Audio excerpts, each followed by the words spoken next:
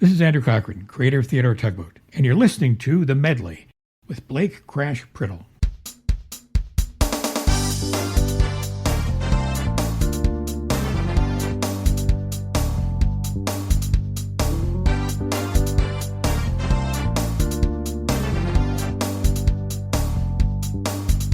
Greetings, this is Blake Crash Priddle, and welcome once again to The Medley.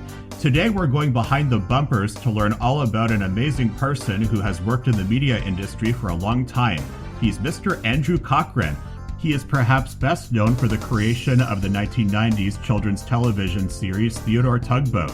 We're going to learn all about the inspiration for that awesome children's show, as well as some of the other projects he's worked on over the years. Hope you enjoy. Well, thank you very much for joining us today. It's great to have you on the show.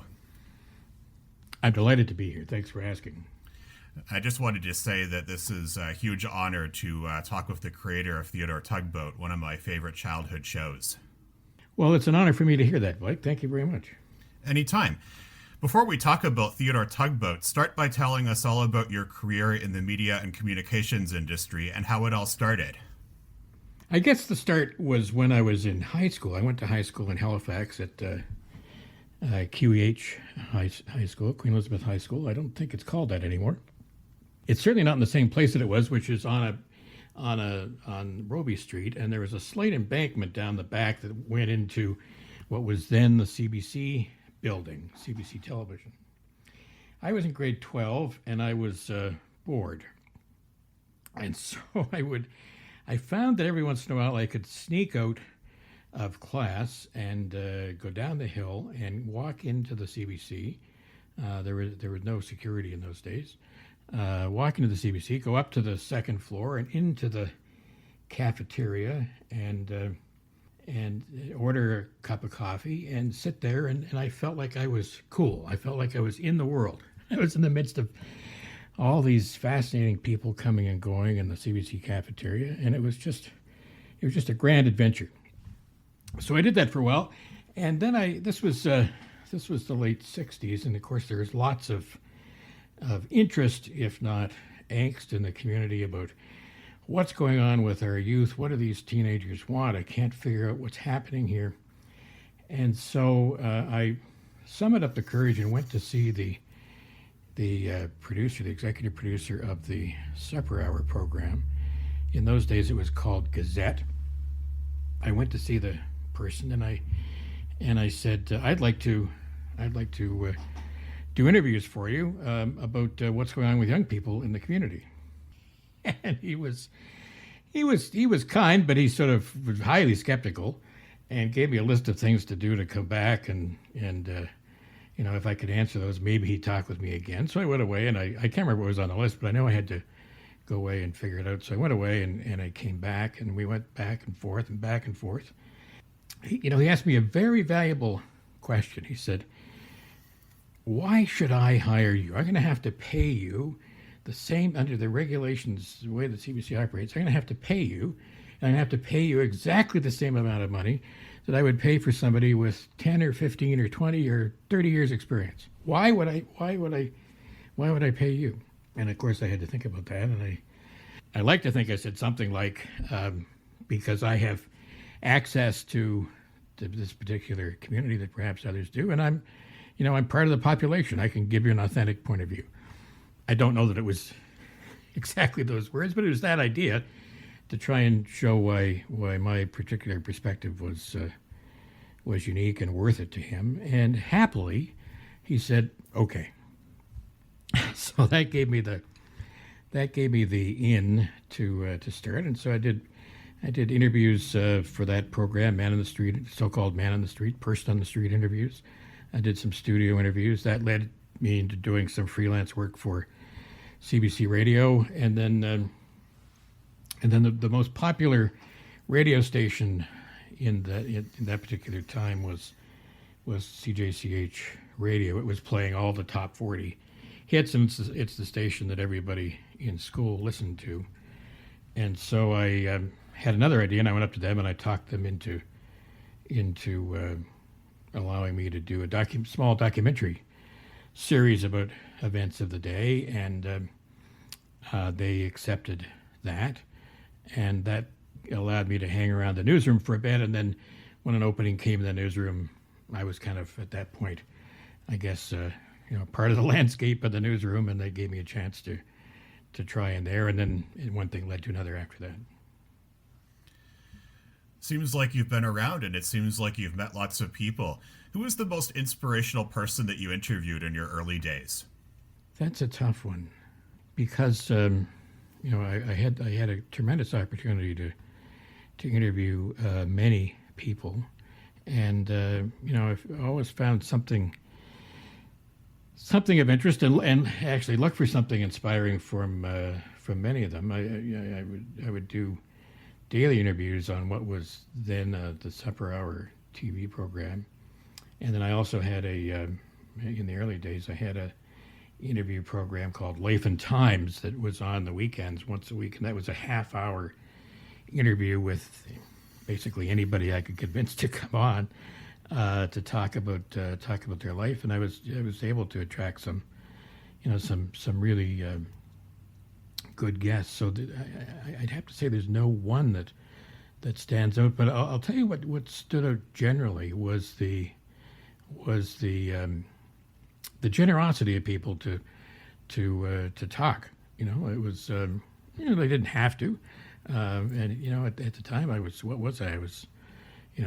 late teens, early 20s, something like that, and but they'd come on and they'd talk, and I'd ask them questions, and they'd give me very detailed answers, and I found that all of that quite inspiring. That's one of my favorite things about interviewing people, is the fact that you get to learn more about people in the arts and entertainment industry, and to learn backstories and behind the scenes details about various projects. Isn't it great? And I found over my career that one of the things that served me the best, and I always suggest to others, is to ask questions, to be curious, and to take the extra step and ask questions. I remember I was doing this goes way back, but I was doing a homework assignment. I can't remember what grade it was for, but it was in elementary school, and I was having trouble with it, and I was probably complaining about it to my father, and he said the assignment was something to do with an essay about something that Thomas Riddall, the Nova Scotia author, had written. And I went to my father for help about it, and he said, "Well, don't ask me, ask Thomas Riddall." I said, "But what do you mean?" He said, "Well, he lives down the South Shore. He's in the phone book. Call him up." And of course, I went through. I couldn't do that. No, call him up. So finally, he convinced me to do it, and I phoned him up, and I said, "Mr. Riddall, my name's Andrew Cochran. I'm doing a school essay on your whichever book." And he was delighted to hear from me, and answered all my questions and wanted to know if I had more. And that stuck with me clearly through. It's still vivid in my mind. Stuck with me all the way through my career, and who knows, perhaps was a nudge towards getting into media and journalism when I did. As mentioned earlier, your most iconic creation was Theodore Tugboat. Where did the idea for that series come from? Well, there are several factors, but I'll describe the moment that I had the idea, and then we can maybe go back and look at some more of the context. I was walking along the harbor front one morning, out for an early morning exercise walk, and my favorite area in the city to walk and to drive was along the National Harbors Board area. It's now largely fenced in, but then it was quite open. The area from what today is Pier 21 down to the container terminal, all those docks along there, was a wonderful place to walk. And I was living. We had an apartment downtown, and so it was relatively close to go out there for a walk in the morning. So this particular morning, a nice bright morning, I'm walking along, and as you do, you get different thoughts come into mind as you're walking, and I looked out in the harbor, and there was a cargo ship just anchored in in the stream of the harbor, and there were two tugboats close to it. And just by the way of their wheelhouses, the wheelhouses of the two tugboats were faced towards the wheelhouse of the cargo ship. And it struck me as if it seemed like they were having a conversation. And it's just that sort of stance or that pose, that orientation that everybody had to each other. It looked like a conversation. So I thought, well, what would they be talking about? And thought, well, a cargo ship has come from other places and, has all kinds of probably things to talk about, stories to tell about being on the sea and other ports that they've been to and stuff. And what would the tugboats be talking about? Well, they'd probably be talking about what's going on in the harbor and things that they've done and maybe answering questions. There would be, lots there to discuss. But the large part of the main idea, the premise for the program that then became a series, the Theodore just made sense for no other reason than it just sort of sounded nice. It had nice alliteration with tugboat. I thought of a couple of other characters, Hank and George, who were the names of my son's favorite teddy bears at the time. Emily was the name that we always thought we'd call her a daughter if we'd had a daughter instead of a son. So it was a favorite name. And so Theodore, Hank, George, and Emily became this group of characters. And my son was 4 at the time, and another important part of the context. And so I when I was putting him to bed, I'd always try and either read a story or tell a story, help him fall asleep. So this particular time, I started making up stories about what had happened with Theodore and his friends Hank and George and Emily, and he was interested. I'd sort of lay out 2 or 3 different things, and he said, "Well, then what happened?" So of course I'd have to think what happened next. Anyhow, we kept telling these stories, and they grew and grew and grew. And then one day I took him to the tugboats in those days in Halifax. This was the early '90s. The tugboats were again at a very open wharf, Foundation Maritime Wharf, at the foot of Lower Water Street, around Bishop Street, somewhere in that area. So you could go right out in the wharf, and they're right there beside you. So I took him down there one day, and I was pointing out which ones I had in my mind I'd associated. There's Hank, and there's George, and that one's Emily, and of course that one's Theodore, and there was a 5th tugboat. And he said, "Well, who's that one, Dad?" And I said, "Well, who do you think it is?" And he said, "Foduck." And I had no idea what that meant, but it sounded kind of interesting. So I said, "Okay, well, that'll be Foduck." So then we had 5 tugboats. So I made up a few of the storylines and the sort of the premise of 5 tugboats in this place called the Big Harbor, and the relationship they have with each other, and the relationship they have with the harbor, and the relationship they have with ships that come and go. I put it all down in a proposal, and the final piece of context that makes this make sense is that I had previously done a children's series for CBC television, which they happily had liked and invited me to come back if I had other ideas. So I had that entree, and now I had this idea. So I put it all together. I booked a meeting with the head of children's television for CBC in Toronto, flew up to meet with her, and said, I want to show you something, and I really want to sit here and wait for your reaction. And which was kind of unusual, but she said, okay. So she sat there for what seemed to be the longest time, and then finally looked up over her glasses and said, "How did you know I always loved tugboats?" and that was turns out she had grown up in a coastal city in the UK and had shared a love of tugboats. She was intrigued by the idea. There were lots of things to try and figure out, lots of logistics and editorial lines and production logistics and stuff. But that started a production development, what's called development deal, to try and figure out all the different issues involved in the production, and we went on from there to eventually make the series. Well, it was one of my favorite shows from when I was a child. And one of the reasons that I liked Theodore Tugboat so much was because it was very simple and in terms of design, and there weren't any, background distractions that could easily distract someone who's autistic. I have autism myself. And listening to the narrator, it made it feel like I was being read a bedtime story, which is something that I really enjoyed, and my parents enjoyed watching it too. And looking back, I'm very impressed with how they made the big harbor look almost exactly like Halifax. There were many, many, many delights of working in that program, but one of them was being able to work with the people that were associated with the production. Just tremendously talented and, back to my word, generous people. The set, the so-called set, the environment was designed and largely handmade by a very talented set designer, Tom Anthes, who was the set designer at the CBC at the time. And one of his close colleagues, Fred Allen, was the person that did all the anything that floats.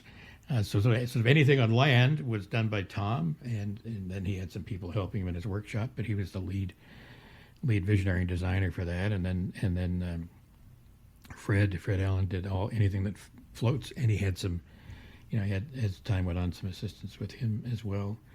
And then, of course, Denny Doherty was, as you mentioned, the harbor master, was just extraordinary person to work with.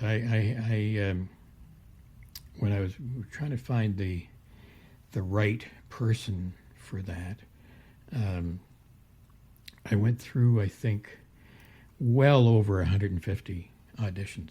I think Canadian actors got tired of hearing that I was looking for auditions, and but finally an assistant casting agent in Toronto, knowing that I'd been through this long list, said, "What about Denny Doherty? Have you ever thought about Denny Doherty?" I said, "Denny Doherty from the Mamas and the Papas, really?" He said, "Yeah, well, he's from Halifax, and he was in here the other day looking to see whether there'd be some acting stuff. Maybe there's something there." So I said, "Well, sure, let's hear it." So we sent him the pages to read, and he sent down, and they put it on tape. Sent me the tape, and within seconds of seeing it, I knew that he was the right person. And the reason is, a lot of times people, when talking, this was the target audience for this was 4-year-olds, although it caught people who were younger and right up until their early teens. But the person that we had in mind when we were thinking about it was sort of in that age between 4, 5, and 6.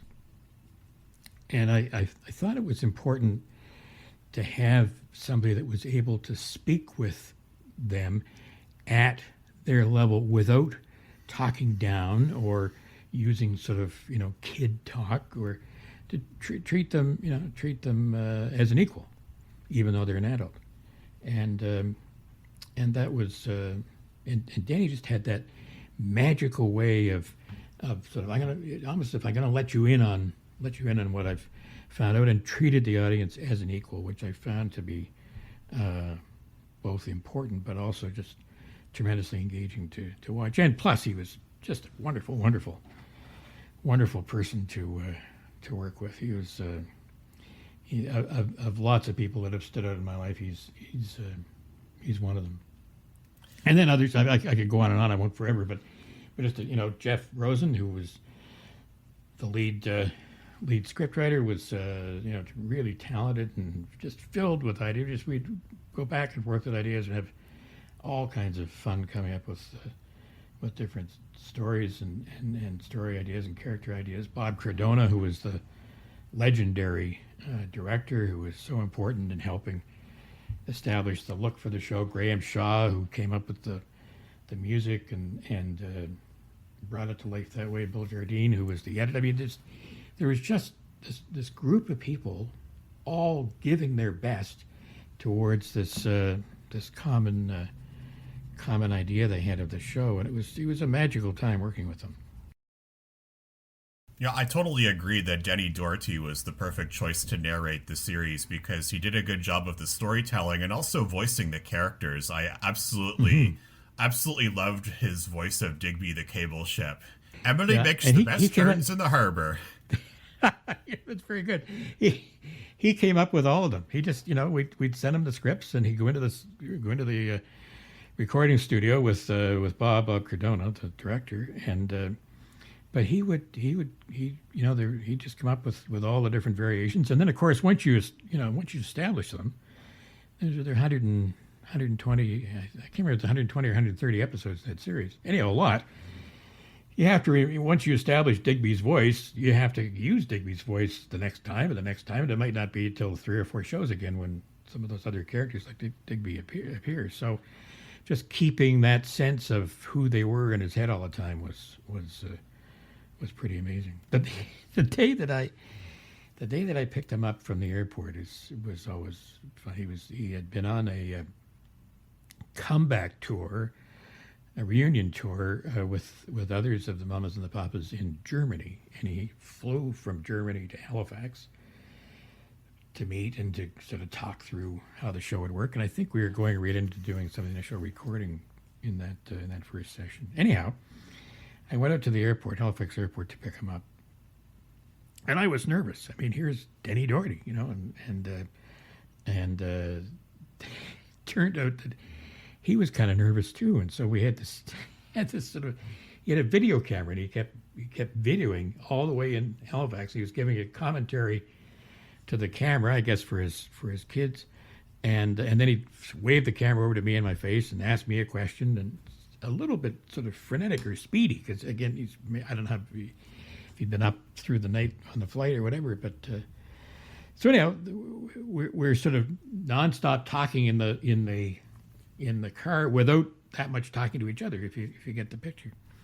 And so I thought, I'm gonna take him right to the set, because the set was always always impressive, frankly, to see.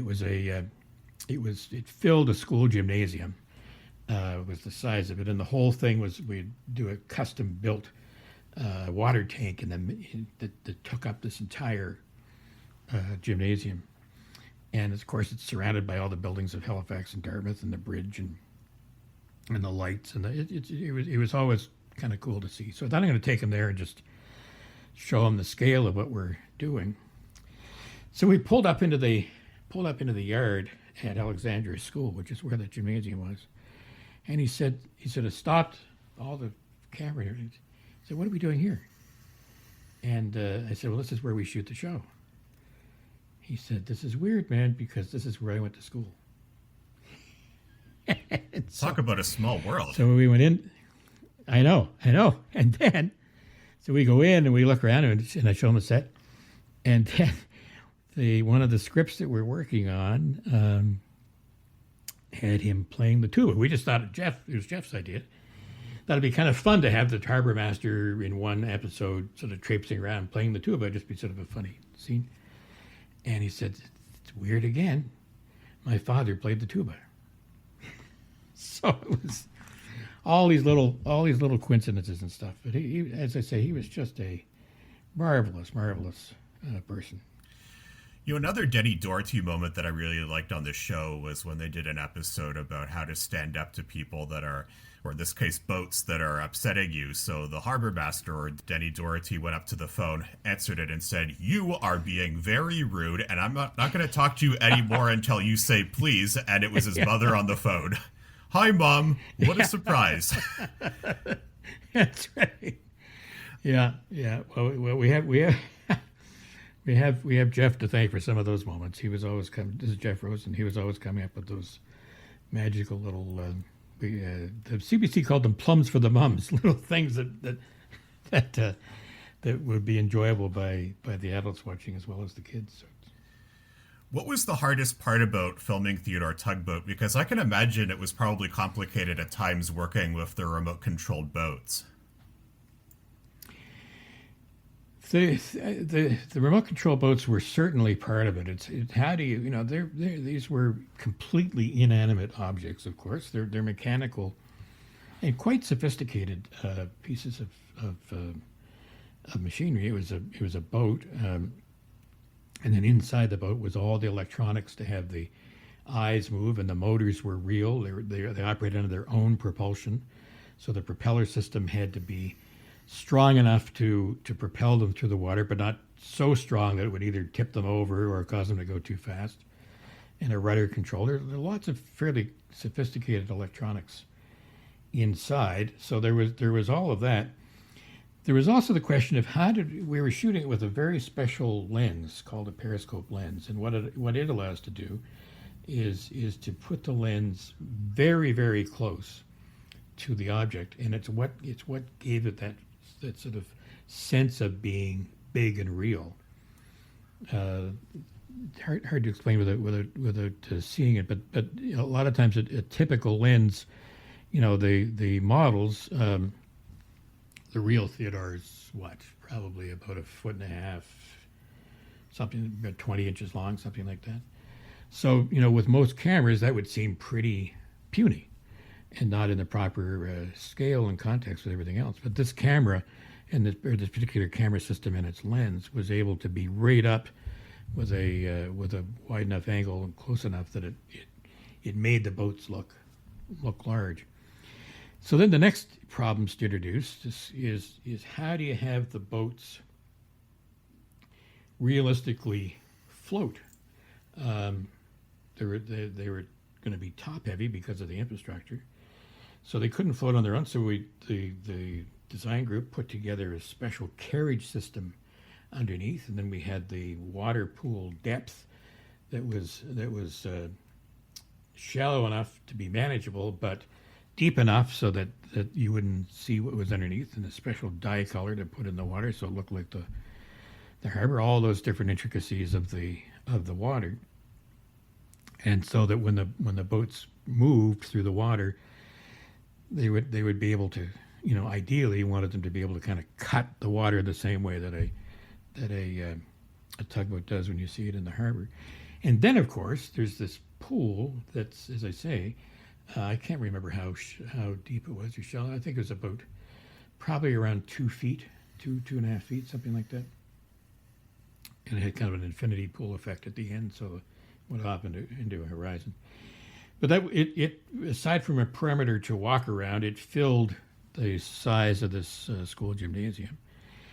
But then, of course, you have all this water and it's television, so you have all this electronics around. And we have people in the water because you have to be, lifting the boats from one area of the set to another and operating them and stuff. And so this idea of having all these electronics live around water was a constant issue.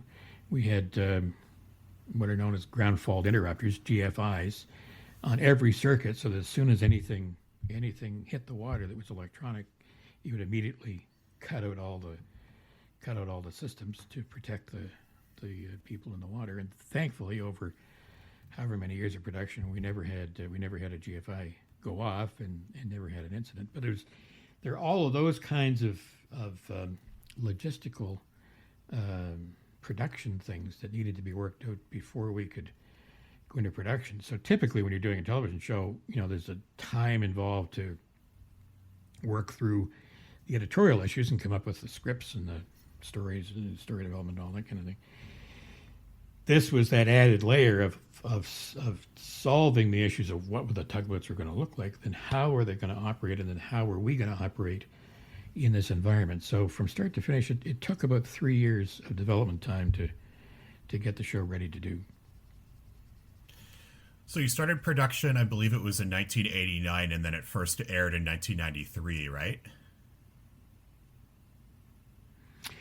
I'm usually bad with dates, but that sounds about right, yeah. Well, the show was so popular that I hear that it aired in over 80 countries. Is that right? Yes, it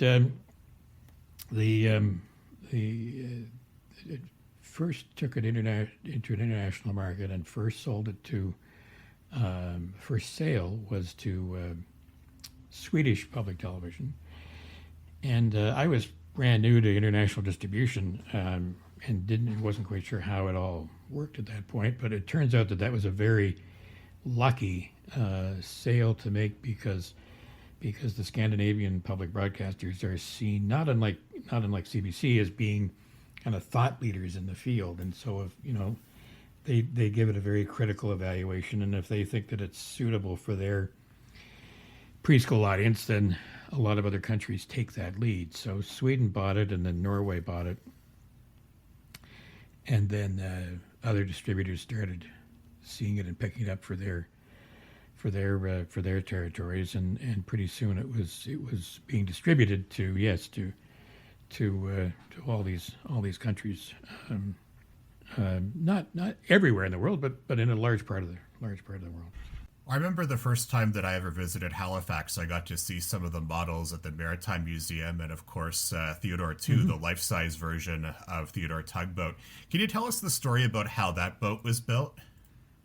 I'll tell you how it came about. First of all, I got a call one day. One of the big sales that we made, of course, was to PBS when it went on the PBS network. And when we got into the United States, it was the scale of everything changed, and just in terms of public response. And one day I got a call out of the blue from somebody who was organizing the annual tugboat parade in New York Harbor. Every year they have a parade of tugboats in New York Harbor.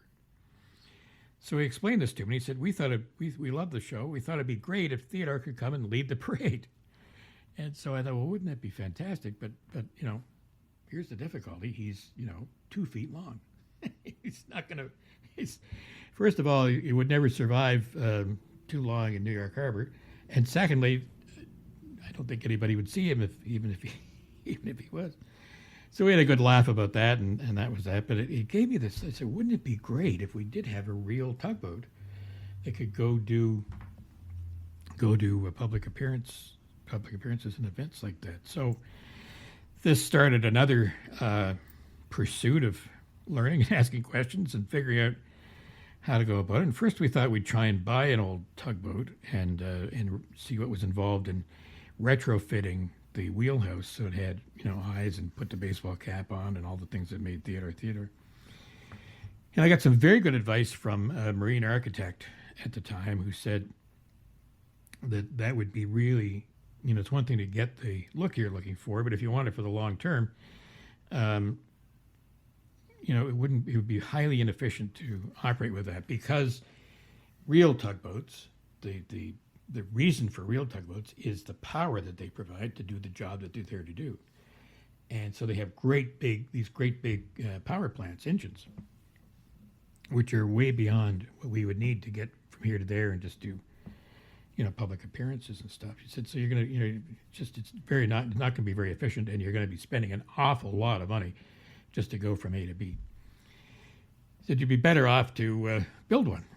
Oh, boy, okay. So started looking at what would be involved in building, and thought, well, gee, we're great shipbuilders in Nova Scotia. Well, I wonder who here could build one. So we ended up talking to Schneider's shipyards in Dayspring, South Shore. And they was, again, one of these sort of magical moments. They immediately were captivated by the idea, not just, here's a contract to build something, but they really, their imaginations just flipped. And they said, this would be so much fun. We could do this, we could do that, we could do this, we could do that. And away we went. And, again, one of the several great memories of that was one day they were trying to figure out some proportion or something. So we had Fred Allen, who had built the original one, down with the Schneider group, and they're actually taking the measurements off of the model and turning them into the measurements for the life-size one. So it was the one that was built, the life-size, or what we used to call them, ocean-going version, was scaled as closely and proportionally to the one that you saw on television as possibly could happen. And of course, Nova Scotia boat builders and a shipbuilding yard with the, as a family business, long line of tradition in building. They did the craftsmanship was just superb on the boat that they built, and it was really a thrill to have that life-size boat. Well, when I saw the life-size boat for the first time, it made me feel like I was bumping into an old childhood friend because, as I mentioned, I watched the show and I also used to have all the models or the toys of Theodore Tugboat that I would play with, and I think my mom still has those toys somewhere. We had the vessel go on a 50-city tour from Florida, Tampa, Florida, all the way into the Great Lakes to Chicago, and every once in a while they'd try and go hook up with it and see how it was going. We were in New York one particular day, and a crowd of people to come see it, and I was standing talking to several of them, and this small person came over and said, "But where's the rainbow? Where's the rain?" And I didn't know what he meant. And then, of course, they'd always seen in the picture of the opening of the show and in the merchandise and stuff, Theodore was always surrounded by this rainbow, and everything else was real enough that he was wondering what the rainbow was. So, sorry, there's just a little memory that you triggered there. Oh, it's a really cute story, actually. Where's the rainbow? Another project that you worked on was called Pit Pony, which I believe starred Elliot Page, and Denny Doherty was in that too. Could you shed some light on that for people that aren't familiar with that movie and TV show? Well, I mentioned that I'd done this series for CBC before Theodore. It was called Blizzard Island, and another sort of fantasy type show.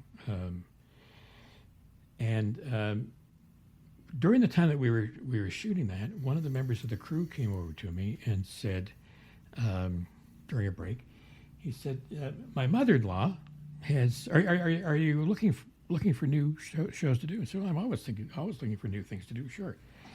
So my mother-in-law has written a book. Would you read it?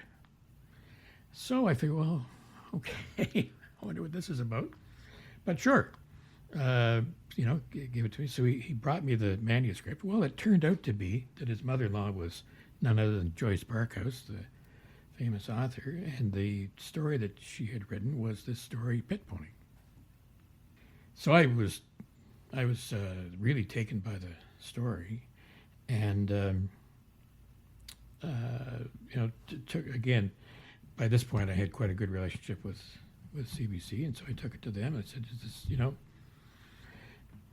how about we do this as a made-for-television children's or family movie?" The children's department said that it was outside their purview, so it would have to go to CBC Drama. So I went to the drama department and showed it to them, and they took a long time, and they came back and said, "Well, we think it's a little bit too scary wasn't the right word, but they thought that it wasn't necessarily appropriate because for those that don't know, the nature of that story was a young boy in Glace Bay. His father is injured, and he has to go into the mine at a young age to generate income for the family. He has to support the family.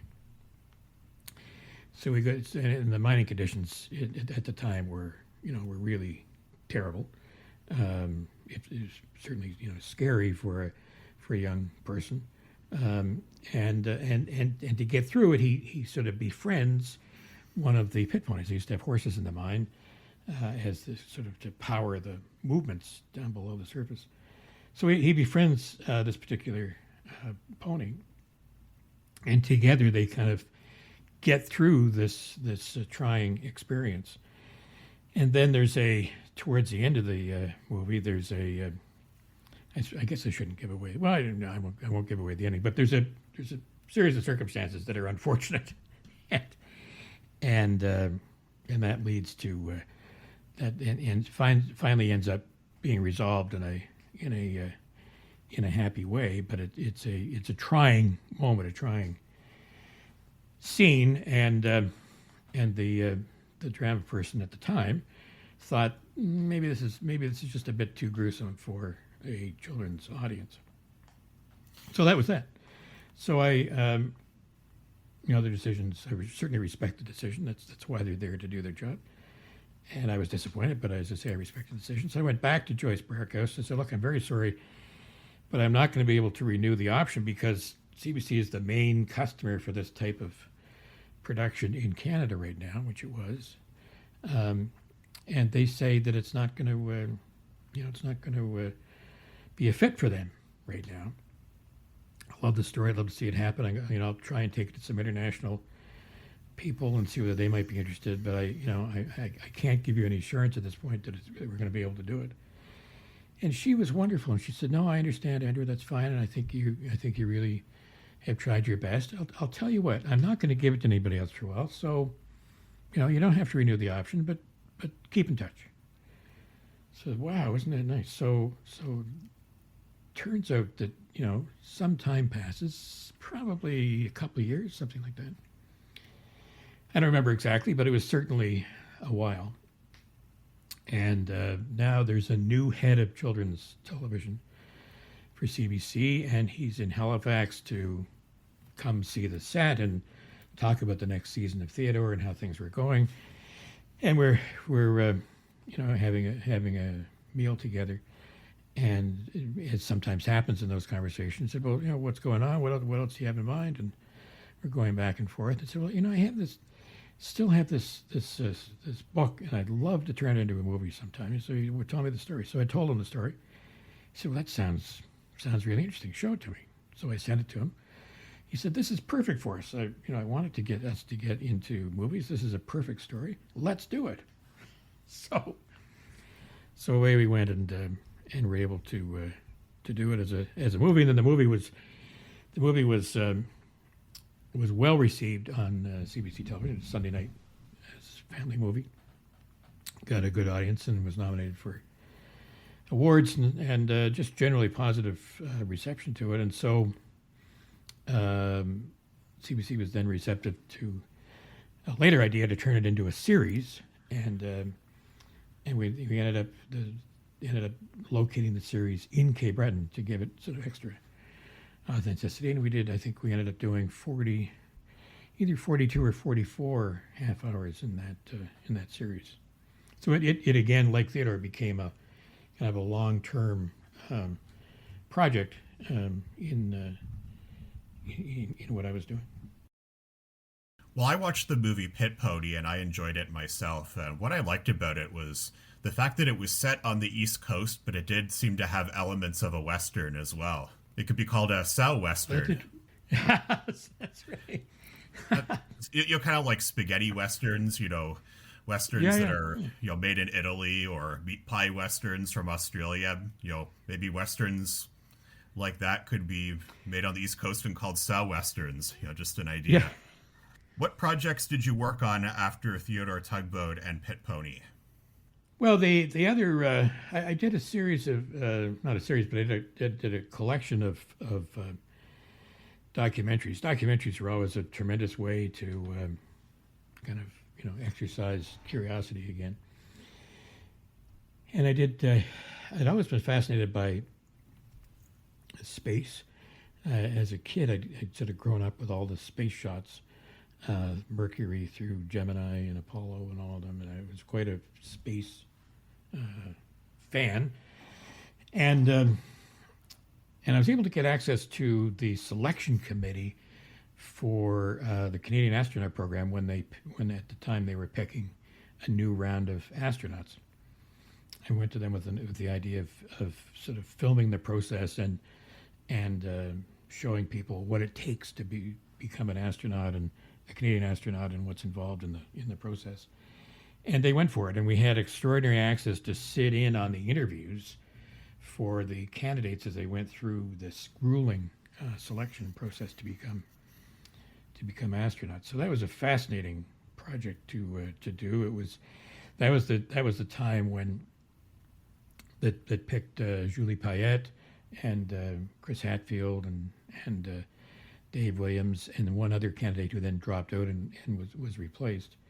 But to see them and the other 20 finalists, to see all of them go through the process was really fascinating. There was a documentary called Space for Four because there were 4 candidates selected.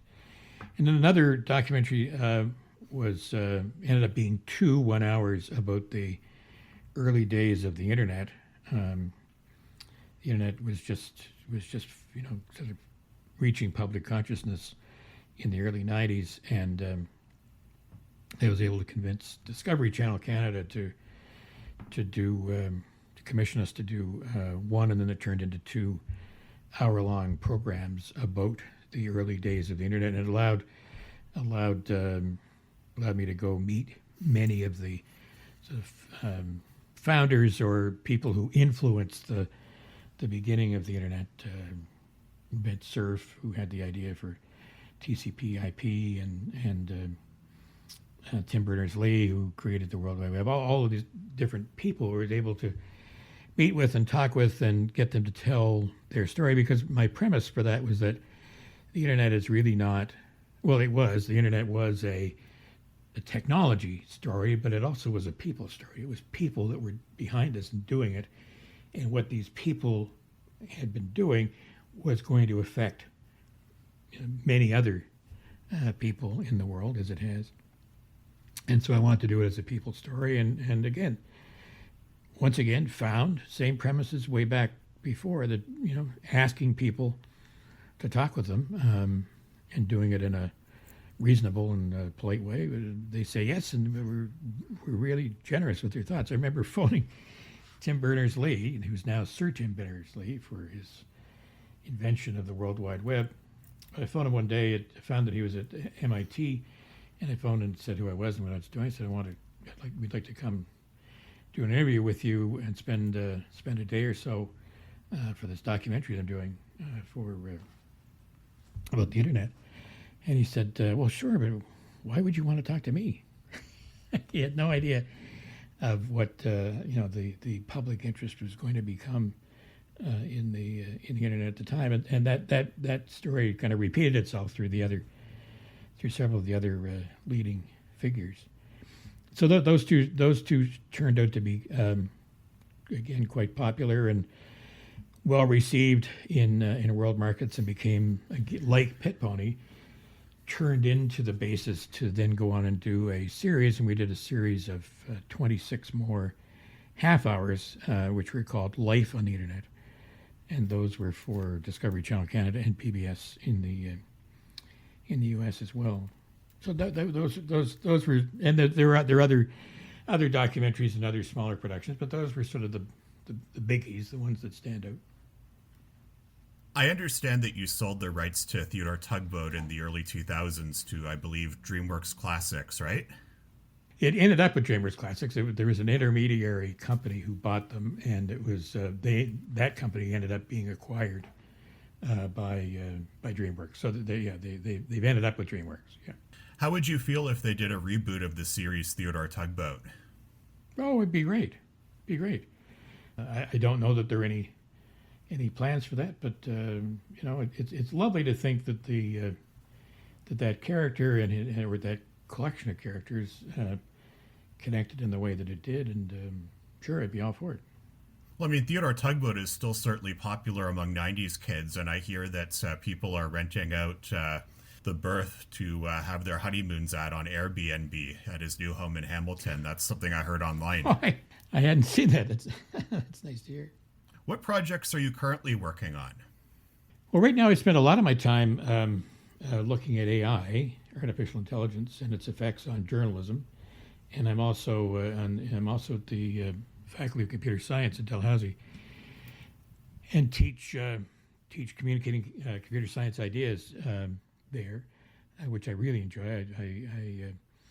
I took a mid-career, even some might say a late career, master's degree, and loved it, and really sort of connected with the academic world, and thought for the longest time that I would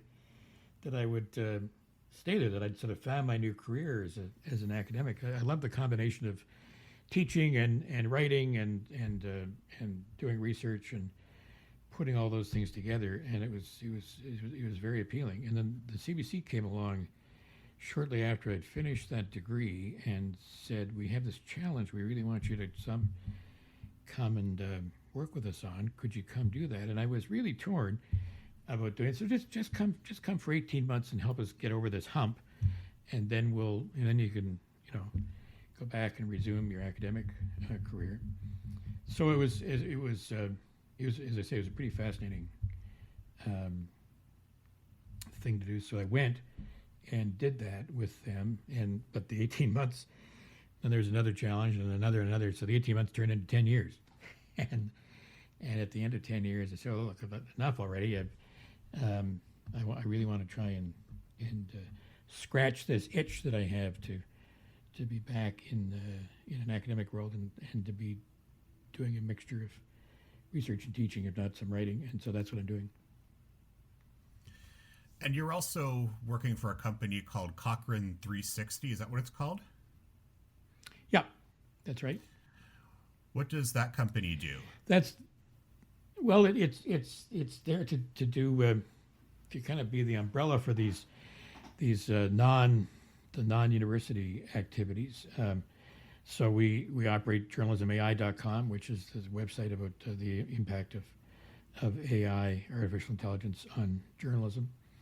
And we do consulting work for companies who are looking for assistance, either in strategy or in trust issues. I'm very, very fortunate to be joined by some colleagues who are leading people in the area of journalistic ethics, and so we're available to work with companies who are looking for help on trust or ethics issues. And I also personally believe that ethics and trust are taking on even greater importance in today's world, and so I contend that trust and ethics are the new strategy. That companies looking for strategy will do well to think about how to improve, if not increase, their transparency and sense of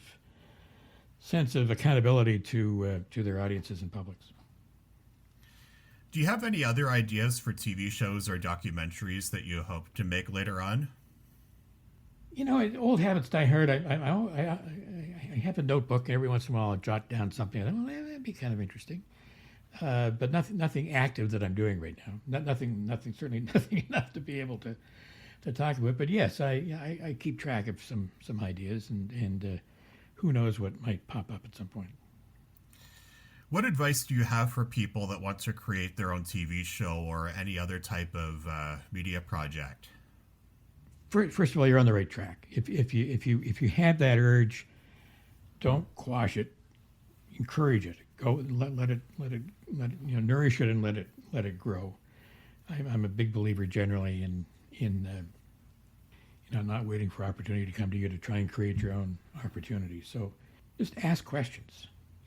Just find people who you think can help you, and gently and politely, but ask questions. Learn from people that know it. In my experience, even today, with people being as busy as they are, I think people, if they believe that you're sincere, that you're just not out. Oh, today I got up and I thought I'll do a television show.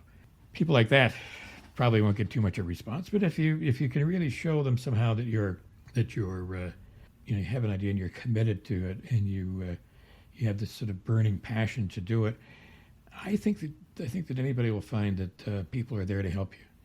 A lot of us feel that a lot of us who have done it feel that it's been a rewarding thing to do, valuable thing to do, fulfilling thing to do, and also that each of us in our own way we're given extraordinary breaks along the way. So I think anybody that's done that, I think, is happy to try and help others do things. So that's number one. Ask questions.